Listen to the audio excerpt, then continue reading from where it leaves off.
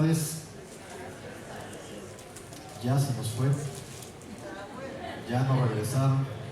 Ya están cansados, ¿verdad? Bueno, pues vamos a tratar de culminar esta jornada. Espero yo que no sume ya el cansancio que traen de tanta información que se les ha dado. Y yo trato más bien de hacer una reflexión con ustedes. Ya vieron muchos números, ya vieron muchos garabatos que nos presentaron en la minería o en la analítica. Vimos ya muchas situaciones con los datos personales. Yo voy a tratar de hablar más del corazón, más aquí en la tierra. Entonces vamos a iniciar con mi presentación.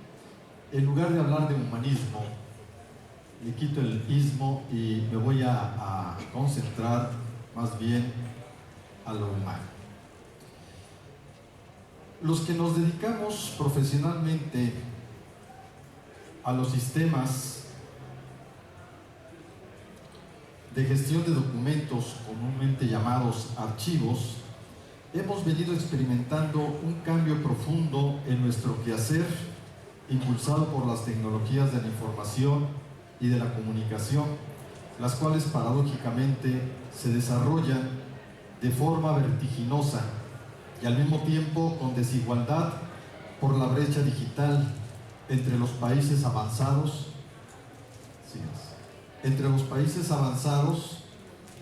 y los que están en vías de desarrollo, y dentro de cada nación en vía de desarrollo por la desigualdad entre regiones.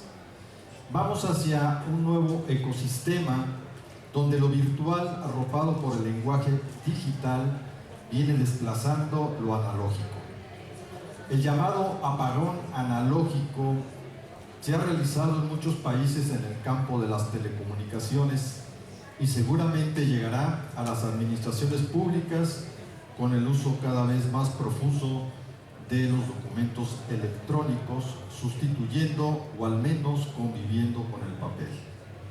En este entorno, con el uso intensivo de las tecnologías de la información, surgen una serie de interrogantes que impactan nuestra vida cotidiana, sobre todo en la parte más íntima relacionada con la existencia humana, el ser profundo de lo que somos y de lo que queremos seguir siendo. Quiero compartir una serie de reflexiones acerca del humanismo digital, recorriendo tres tópicos: lo humano y la tecnología.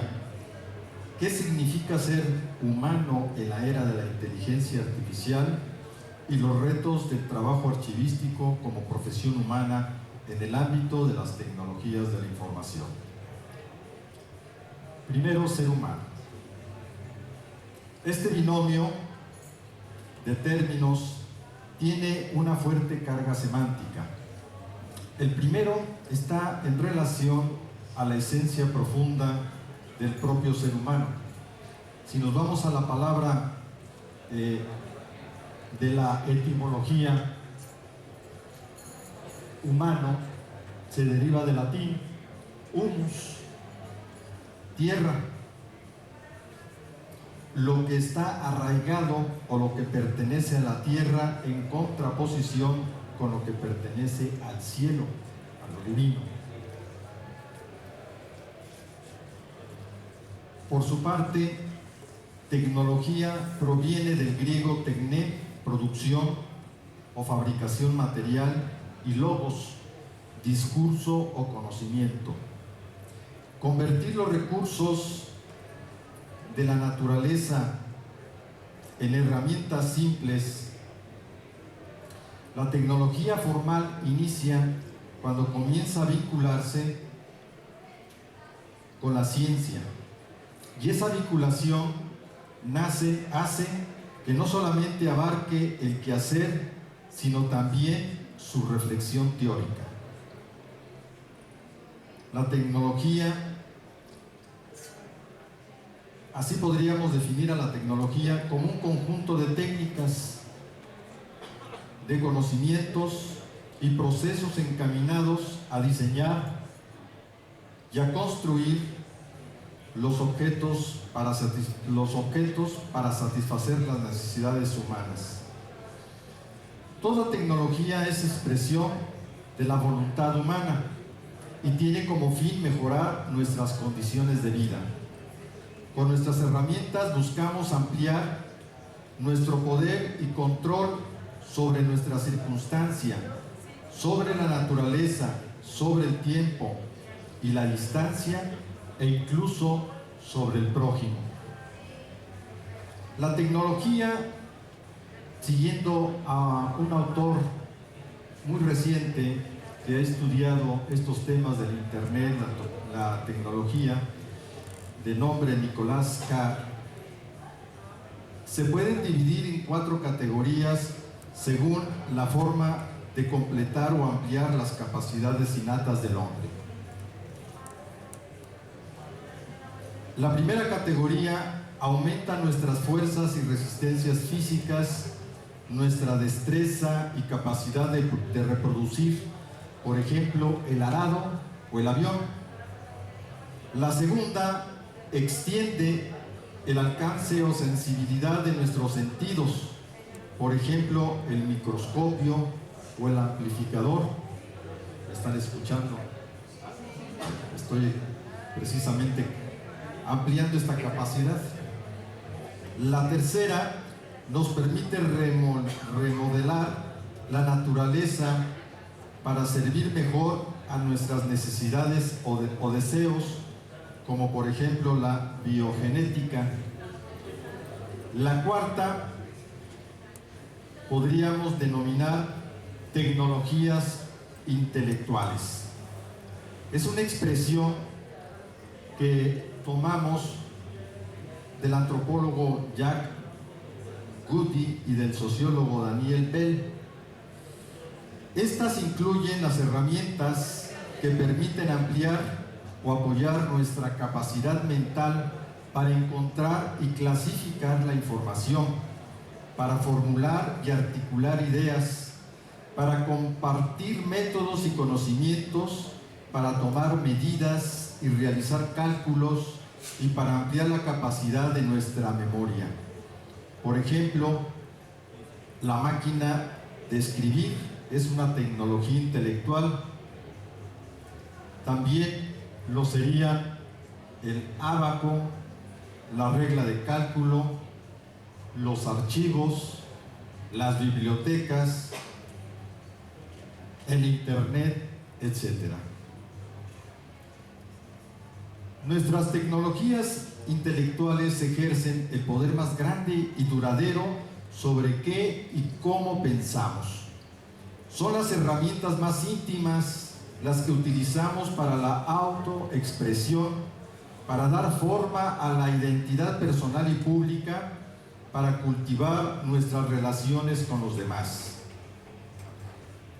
Sin embargo, existe un dilema entre los estudiosos del tema acerca de la influencia que ha tenido la tecnología en general en la formación de la civilización, y sobre este particular existen 2 posturas: el determinismo tecnológico, el cual sostiene que el progreso tecnológico como fuerza autónoma al control del ser humano es la que determina el curso de la historia humana.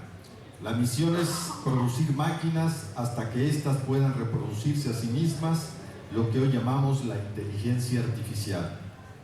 La otra corriente es el instrumentalismo, el cual minimiza el poder de la tecnología. Es la creencia de que las herramientas son artefactos neutrales, subordinados a los deseos conscientes de los usuarios. Ambas posturas tienen argumentos de peso. Independientemente de una y de otra, cabe preguntarse si no estamos experimentando efectos secundarios en el uso de las tecnologías o resultados totalmente inesperados de manera inconsciente. Las tecnologías no solamente ayudan a la actividad humana, sino también son fuerzas poderosas que actúan para cambiar la forma de esa actividad y su significado. De manera inconsciente, muchas rutinas siguen caminos establecidos por las tecnologías. El conflicto entre determinismo e instrumentalismo nunca se resolverá por ser puntos de vista radicalmente diferentes acerca de la naturaleza y el destino de la humanidad. De hecho, podemos citar una serie de líderes de pensamiento que han llamado la atención sobre este particular. Por ejemplo, Giovanni Sartori, que habla del Homo sapiens en contra del Homo videns, donde subraya la manipulación de las personas por medio de los medios de comunicación, o el ya citado Nicolás Carr, que sostiene que el Internet promueve mentes superfluas, o el Marshall McLuhan, que en su comprender entiende los medios de comunicación como las extensiones del ser humano, señalando el riesgo que existe al ser mal usadas, o Zygmunt Bauman, con su Vida y generación líquida, quien define la vida de las actuales generaciones como una vida sin rumbo determinado. La transformación de la era 3.0 ha promovido momentos de solidaridad a través de las redes sociales ante fenómenos naturales, donde puede vislumbrarse rasgos de humanidad como la solidaridad estimulada por acontecimientos adversos a la comunidad. Por ejemplo, en nuestra experiencia del año pasado del terremoto, un gran movimiento de los jóvenes se hizo a través de las redes sociales, y eso pues es una muestra de solidaridad. Sin embargo, también las redes sociales facilitan prácticas de aislamiento, separación, exclusión, conflictividad.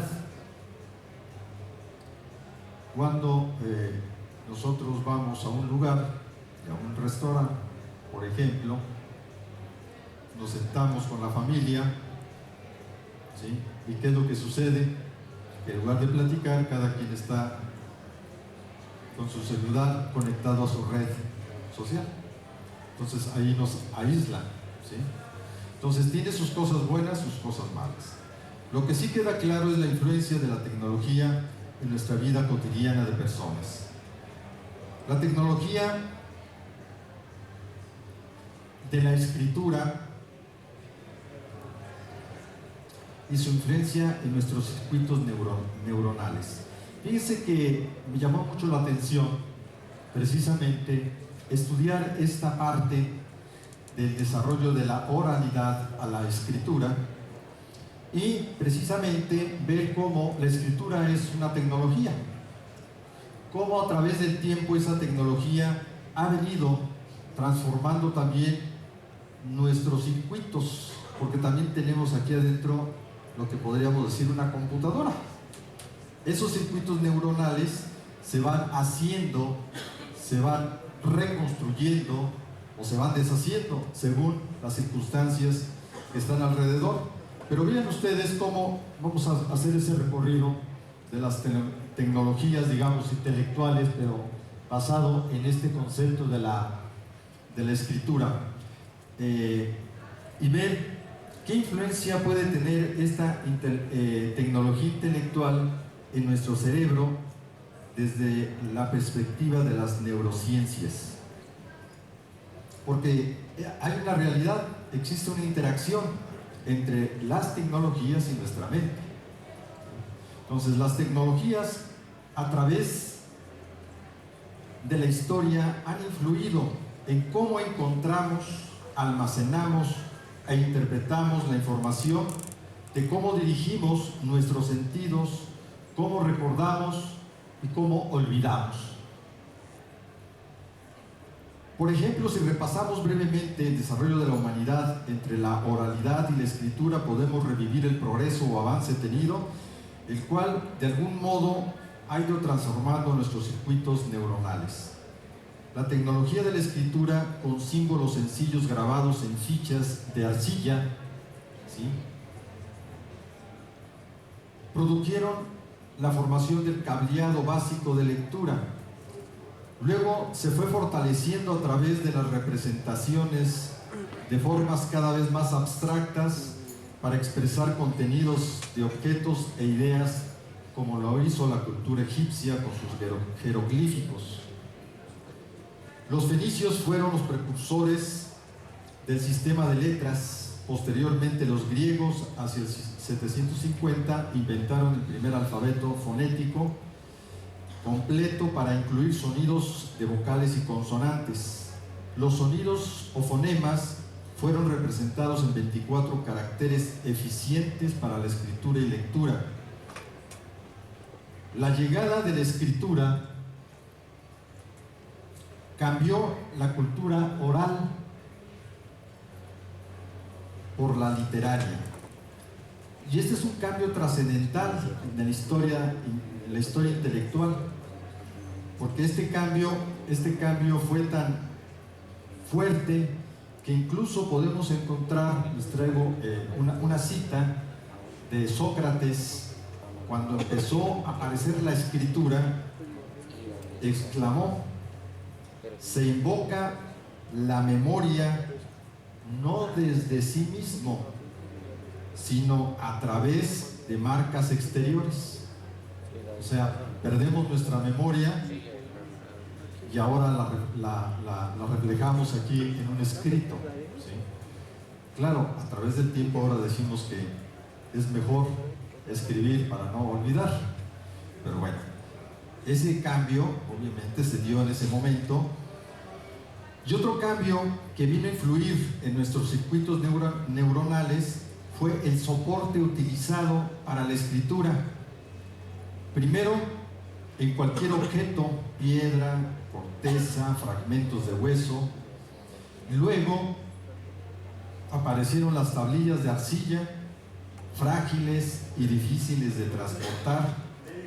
Posteriormente, los egipcios fabricaron de la planta del papiro una superficie plana y lisa que pegaban una tras otra hasta formar largos rollos flexibles, portátiles, fáciles de almacenar.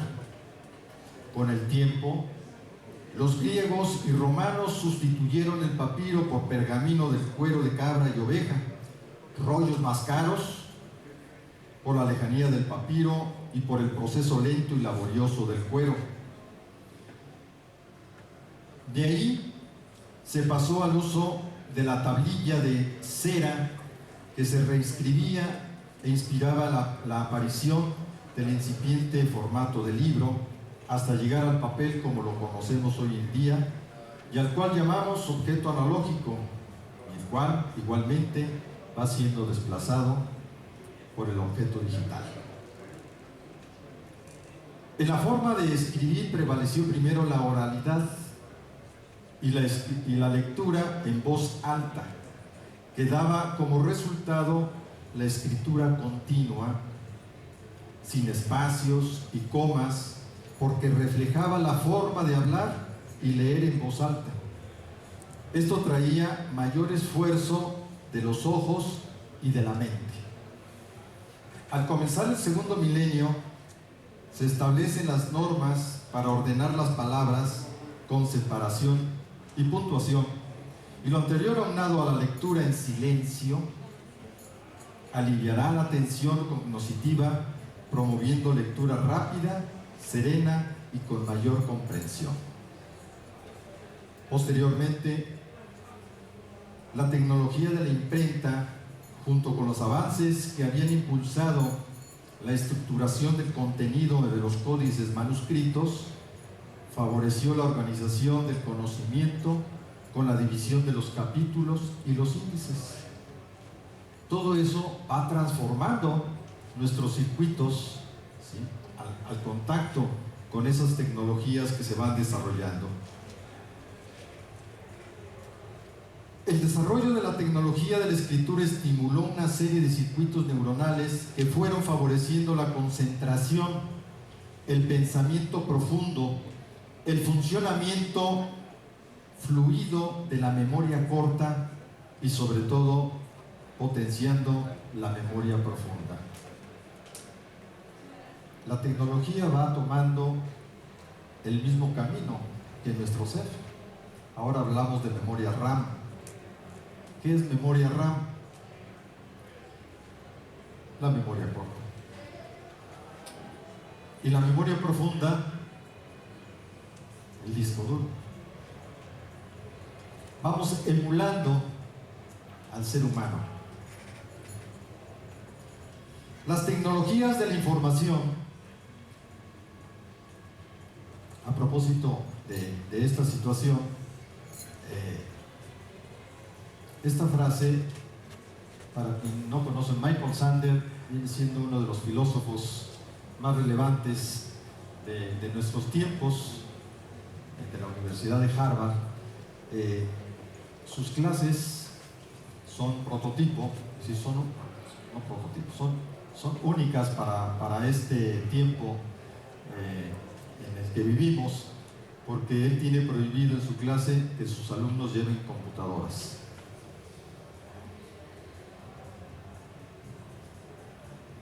A propósito de lo de la memoria, ¿sí?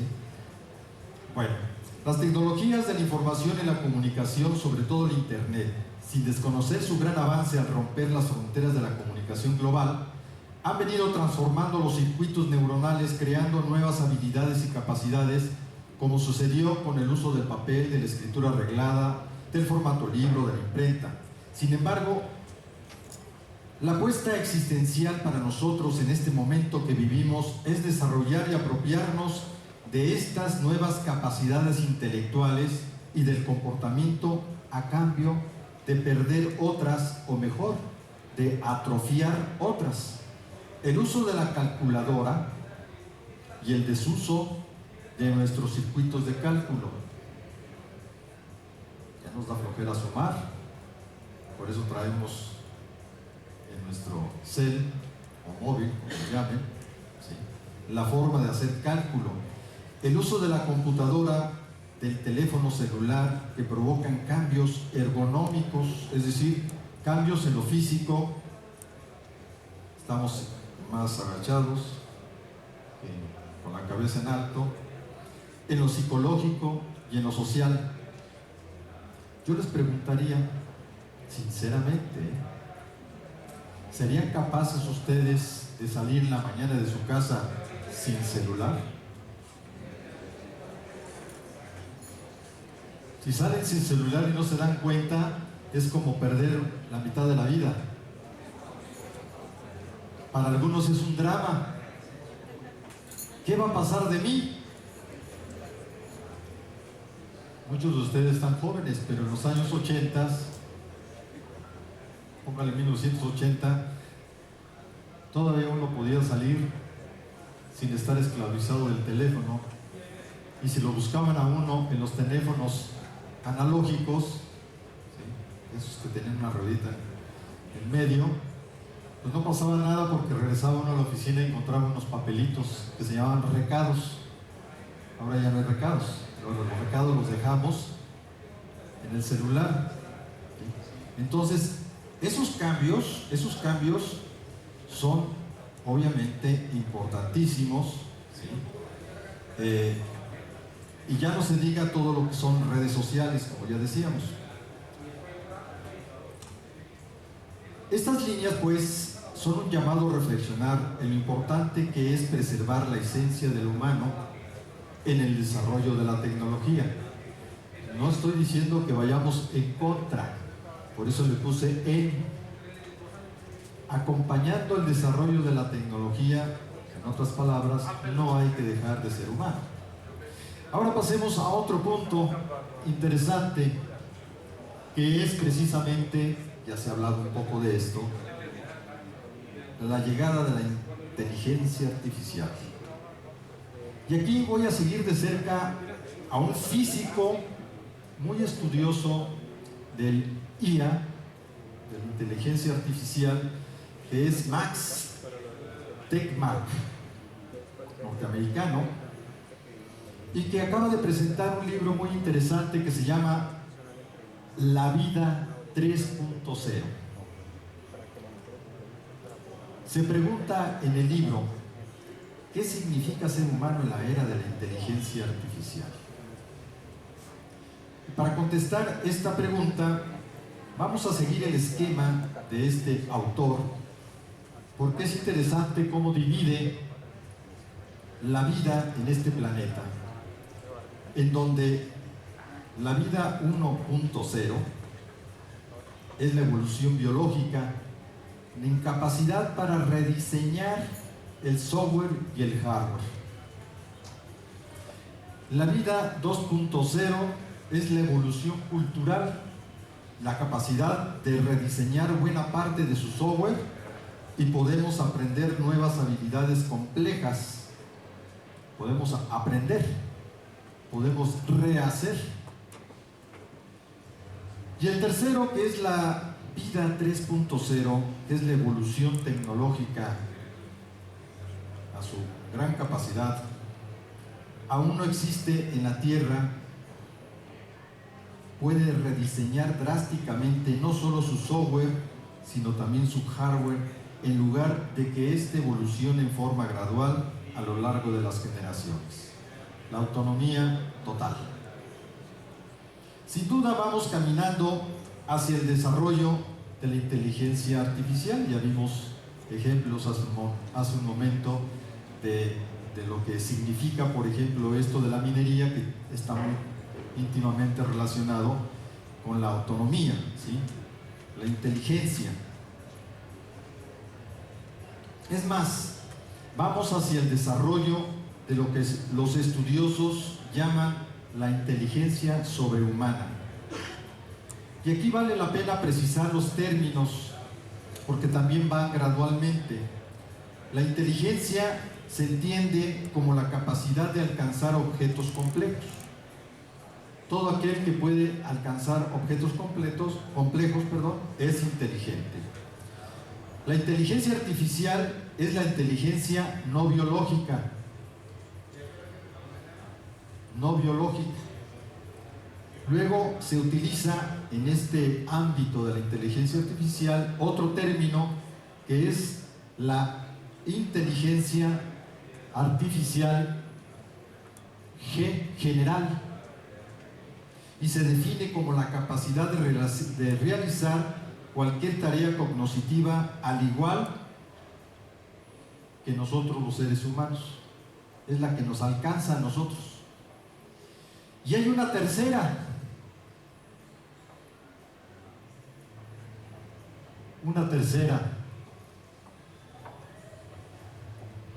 que es la superinteligencia, que es la inteligencia general muy superior al humano. Fíjense que hay, según este autor, una serie de verdades que hay que tomar en cuenta. Primero, no sabemos cuándo llegará la superinteligencia. O sea, no sabemos si nos va a tocar a nosotros. Vamos en camino. Hay inteligencia artificial, no sabemos cuándo llegue la G, menos la superinteligencia. Es un tema que ciertamente ocupa a muchos investigadores. Quizás no estamos metidos nosotros de lleno, pero créanme lo que hay círculos importantes en el mundo estudiando, ¿sí?, esta temática. La principal inquietud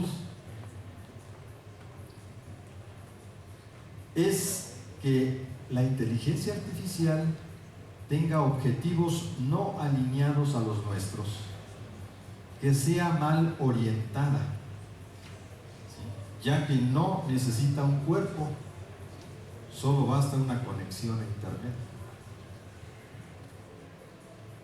Sin duda el control de las cosas está en la inteligencia.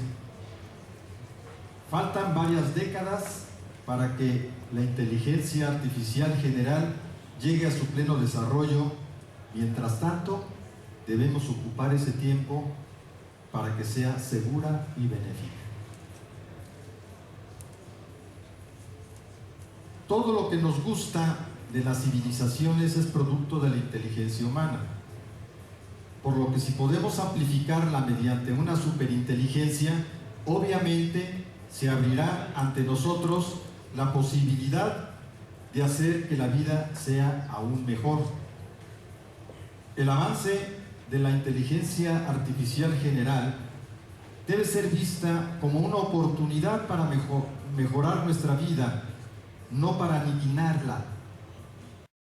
El uso racional de las herramientas que creamos depende de nosotros, porque esto es lo que nos hace humanos.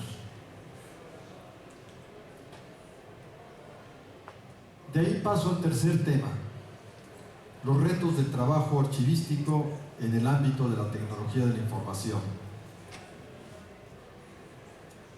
La tecnología de la información ha provocado una enorme masa de datos, o como algunos le llaman hoy en día, un tsunami de datos, que es imposible procesar fácilmente, y por eso ha nacido el concepto, por ejemplo, del Big Data, entendido como un término evolutivo que describe cualquier cantidad voluminosa de datos estructurados, semiestructurados, no estructurados, ya lo vimos hace un momento, que tiene el potencial de ser extraídos para obtener información. La transición del papel al documento electrónico en la administración pública es una tarea compleja que requiere de un cambio de cultura.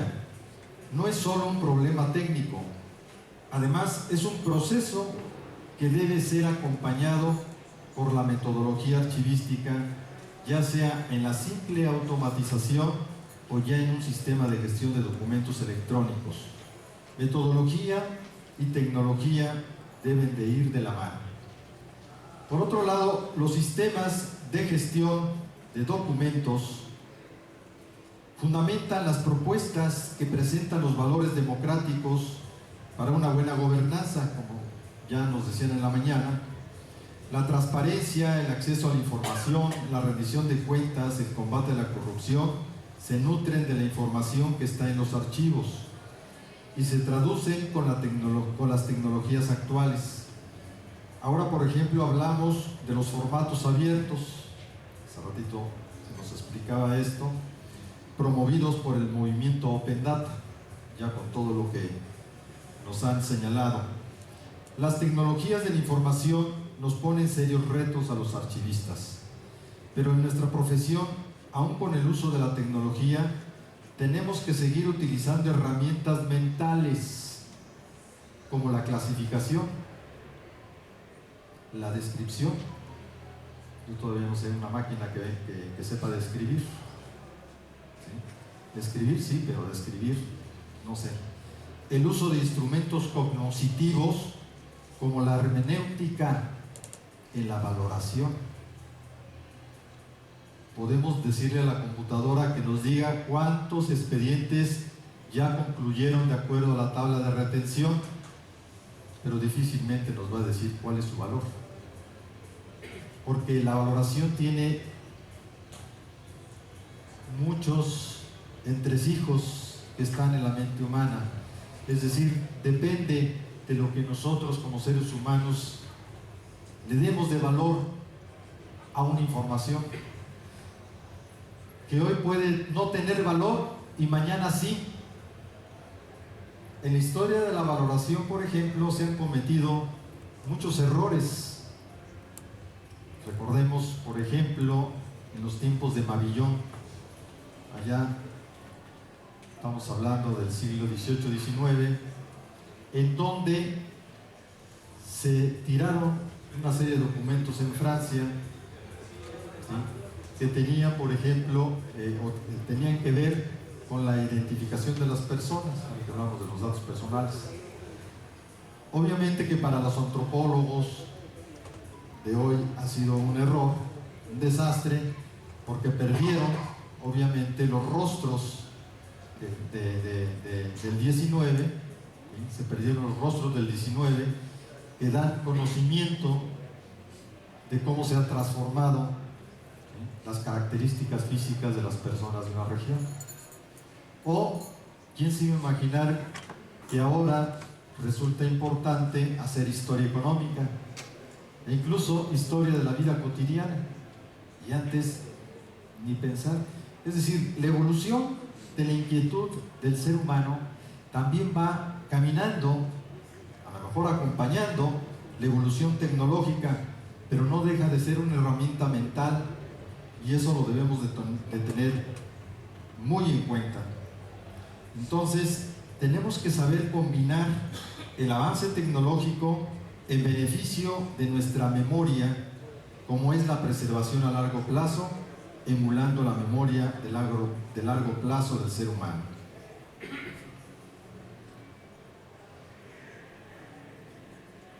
Para no cansarnos, quisiera hacer algunas conclusiones.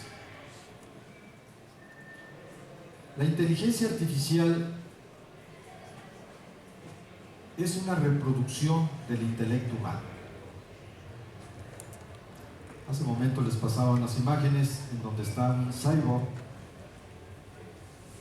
La mayoría discutía con mi hijo, que obviamente es de esa generación. Le digo, oye, es que tratamos siempre de emular lo que somos. Me decía, no siempre.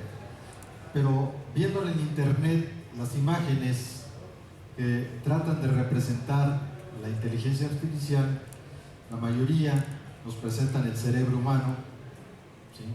O el mitad hombre y el mitad robot. Entonces, sí, es una realidad que tratamos de reproducirnos nosotros a través de la tecnología. Entre menos actividades asumamos por nosotros mismos, mayor atrofia de nuestras capacidades normales. Quizás estimulemos otras desconocidas, pero no podemos dejar ir la esencia ontológica y axiológica de nuestro ser, como es la capacidad de pensantes, la capacidad de admiración, la capacidad de la solidaridad. Otra cosa es que la queramos extender a través de herramientas o de prótesis intelectuales. Es importante en este sentido, cuando hablamos de la atrofia, lo que nos sucede, ustedes analícense con el uso del celular. Por lo menos hay dos fenómenos. Estamos agilizando nuestros dedos,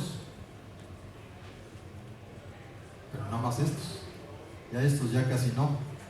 Al escribir, ¿verdad? Antes escribíamos en las máquinas, las mecánicas, fuimos perdiendo eso. Esa es una evolución y ahora estamos a dos dedos. En el lenguaje vamos perdiendo el formato del lenguaje y estamos regresando a la era prehistórica, porque ya nos dirigimos o nos comunicamos con imágenes, ¿no? Caritas, ¿cómo se llaman? ¿Emoji? Ese es digamos, el lenguaje jeroglífico, ¿sí? Digitalizado, en la era digital. Entonces vamos atrofiando pues, el uso de los dedos, vamos atrofiando otras cosas y ganando otras también, porque ahora tenemos mucha habilidad, ¿sí? El ser humano sigue expandiendo su inteligencia a través de esas herramientas digitales, porque no deja de seguir buscando, de saber quién es, de dónde viene, y no deja de ser creador y dominador del entorno en el que vive, para bien o para mal, del ecosistema. ¿Sí? Veamos lo que estamos haciendo con nuestro planeta. El lenguaje binario es una invención del ser humano, no de las máquinas, y ha proyectado un cambio profundo que nos lleva de la realidad palpable, analógica, a una digital que no se toca y solo se ve a través de una máquina. Si no tenemos la máquina, pues no tenemos nada. La era digital estimula otras habilidades y capacidades, no sabemos si convenientes o no convenientes, pero que no deberían dejar de seguir siendo humanas, es decir, para el bien de la humanidad desde una perspectiva de la ética tecnológica. No podemos dejar de ser humanos en la invención y uso de la tecnología. Tenemos que buscar el toque humano. Entonces, el humanismo digital es usar en la era 3.0, o como hace ratito nos decía, en la industria 4.0, la cuarta revolución industrial, como le llaman los economistas, la tecnología desarrollada de manera racional. El ser humano sigue produciendo ciencia y tecnología para beneficio de sí mismo y no para su exterminio. Con este término fuerte no solamente me refiero a la extinción total de la humanidad, sino la pérdida de capacidades profundas que nos hacen ser únicos como seres humanos, pensar profundo, comunicarnos con nuestra voz, con nuestra piel, con nuestros ojos, con nuestros sentidos. Uno de los aspectos que vamos perdiendo desgraciadamente con el internet a favor de otras que vamos ganando es precisamente el pensamiento profundo, porque nos estamos haciendo muy hábiles para poder ver 3 pantallas al mismo tiempo, o más bien 3 imágenes en una pantalla al mismo tiempo, ¿sí? O sea, puedo estar escuchando música, puedo estar viendo un video al mismo tiempo, puedo estar chateando, o puedo estar viendo una película y trabajando. ¿Cuántas veces no nos damos cuenta de que hay gente que está viendo la película y cuando llega el jefe, como está nomás la botoncito para la ceja, baja la película, ¿sí? Y sigue trabajando? Bueno, esas habilidades que tenemos hoy en día, esa facilidad que se nos da, ¿sí? es una capacidad, ¿sí? Algo estamos ganando. ¿Por qué? Porque tenemos la habilidad de ver muchas cosas al mismo tiempo, aunque a veces sean desastrosas, como cuando manejamos con el celular. Estamos haciendo varias cosas. Esa es una habilidad, pero estamos perdiendo la otra, la capacidad profunda, es decir, la lectura profunda, el pensamiento profundo, porque vamos acelerando. En la explicación de los neurocientíficos, lo que estamos haciendo cuando vemos muchas pantallas al mismo tiempo, muchas imágenes, lo que estamos haciendo es saturar nuestra memoria corta, el RAM. ¿Qué sucede cuando el RAM es pequeño en una computadora y ustedes le llenan de datos? Se vuelve lenta, se satura y no hay posibilidades de transferir, le cuesta trabajo transferir al disco duro la información porque se hace bolas, ¿sí? Algo sucede también en nuestra mente, muy parecido, ¿sí? Vemos mucho, saturamos nuestros circuitos y no le permitimos a la parte profunda de nuestra memoria, o la memoria profunda, ir recabando información. Por eso nos cuesta trabajo retener, ¿sí? Y tener memoria. Bueno, pues esas son las situaciones que vivimos hoy en día. Termino con 2 preguntas para que se las lleven a su casa. Yo sé que ya estamos cansados. Por ahí un compañero que estuvo antes que mí les dejó mucha tarea. Yo nomás les dejo que piensen 2 cosas en relación precisamente al ser humano, ¿sí? Es más fácil, no tienen que leer libros ni nada. Piensen. ¿Queremos ser alguien que interrumpe todas sus conversaciones para mirar su móvil o celular, o alguien que se sienta capaz de usar la tecnología de forma planificada y consciente? Poniendo un ejemplo de todos los días, porque puedo estar haciendo las 2 cosas. La segunda pregunta, para que se la lleve: ¿queremos ser dueños de la tecnología o que la tecnología se adueñe de nosotros?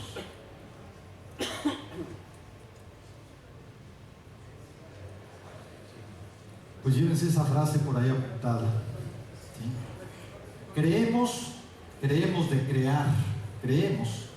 juntos un futuro que nos ilusione. En la era digital aún debemos seguir siendo humanos. Muchas gracias.